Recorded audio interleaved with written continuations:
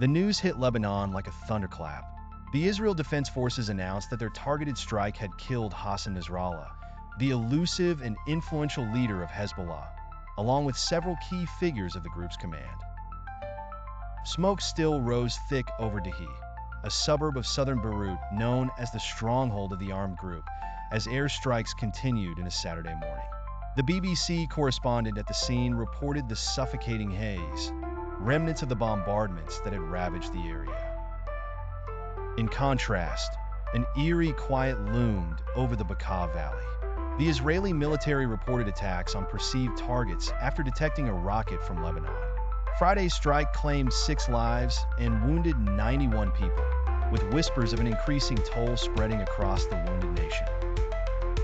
Over the past week, nearly 800 souls have been lost to the relentless Israeli strikes, rendering a landscape of grief and devastation. In this fractured, volatile war zone, families cowered in their homes while the once bustling streets of Beirut echoed with desolation. The IDF statement resonated with chilling finality. The strike, they said, had targeted the very core of Hezbollah's operations. Nestled underground beneath a residential building in Dahieh, the Central Command's destruction aimed to cripple the group's leadership. Senior commanders, including leaders of the Southern Front, met their end in this calculated assault. Yet still, attention hung in the air, the silence of Hezbollah a further element of suspense.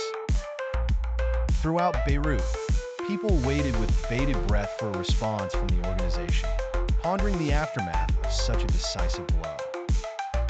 Hezbollah's underground web of command had always been shadowy, enshrouded in secrecy and myth.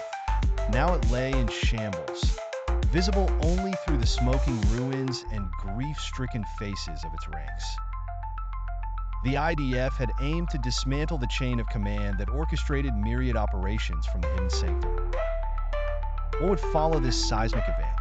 The immediate impact was palpable: disrupted command, broken morale, a significant blow to a deeply entrenched organization. But the longer-term consequences remained an ominous question mark.